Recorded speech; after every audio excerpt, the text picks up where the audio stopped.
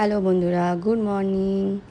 দেখো, খুব ভালো একটা দিন তোমাদের সঙ্গে শেয়ার করছি।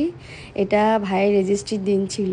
রেজিস্ট্রিটা আমাদের অনেক দিন ধরে ঝুলে আছে। বিয়ের 6 মাস আগে হয়ে যাওয়ার কথা, সেটা হতে হতে বিয়ের পরেও 3 মাস হয়ে গেল। তো আর কিছু তো করার নেই।